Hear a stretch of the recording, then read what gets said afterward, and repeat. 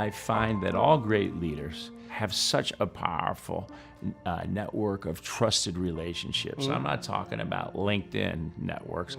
I'm talking about friendships and building trust. And in our lives, we don't have a lot of time, so it's almost how fast can you build trust divided by time. One of the ways is just to be vulnerable with people.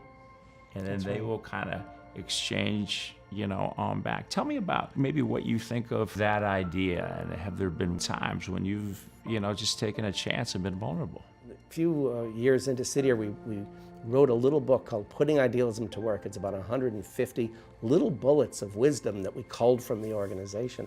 And one of them is admit mistakes freely.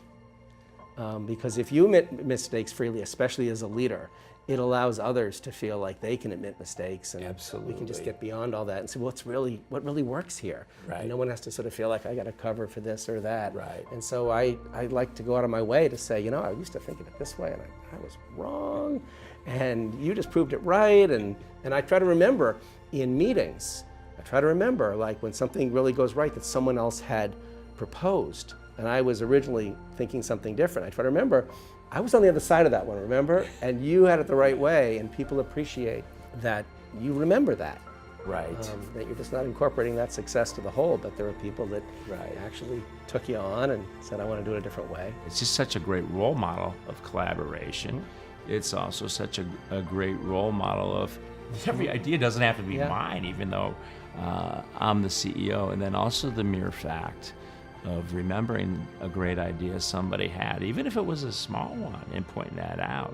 Those are kind of action words for I really appreciate you. I appreciate your thoughts. I think the other thing too is, to the degree that it's not about you as the leader.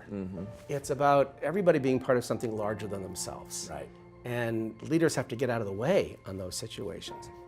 People will do extraordinary things if they believe and truly feel they are part of something larger than themselves or larger than any one leader. And that's what creates enormous commitment, enormous loyalty, enormous resilience, and ultimately breakthrough ideas.